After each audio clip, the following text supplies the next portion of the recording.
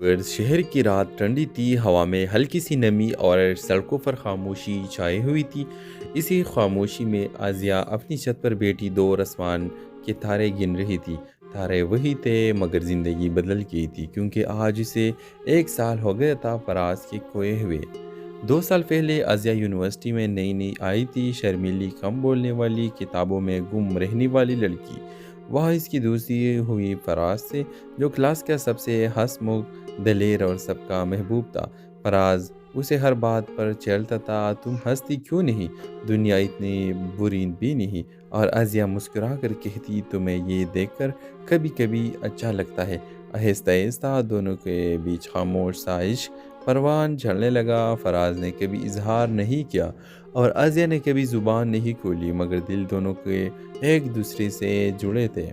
ایک دن university tour پر جاتے ہوئے بس کا ایک حادثہ ہوا، چند طلباء زخمی ہوئے، مگر فراز کی حالت خطرناک تھی۔ آزیہ اسپتال پہنچی تو وہ آخری سانسیں لے رہا تھا۔ فراز نے کمزور آواز میں کہا، آزیہ تمہیں کچھ بتانا تھا۔ اس نے جیب سے ایک پرچی نکالی، پرانی مڑی ہوئی، جس پر لکھا تھا، میں تم سے محبت کرتا ہوں۔ آزیہ کے ہاتھ کانپنے لگے، اس کے پاس وقت نہیں تھا، وہ صرف اتنا کہہ سکی، فراز میں بھی۔ مگر فراز کی آنکھیں بند ہو گئی، اس کی مسکراہٹ وہی تھی مگر سانسیں ختم ہو چکی تھی۔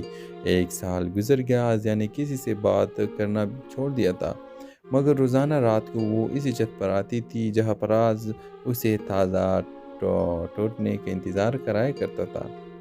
ایک رات اس نے آسمان کی طرف دیکھ کر کہا، فراز میں نے تم سے بعد میں کہا، مگر دل نے پہلے ہی کہہ دیا تھا۔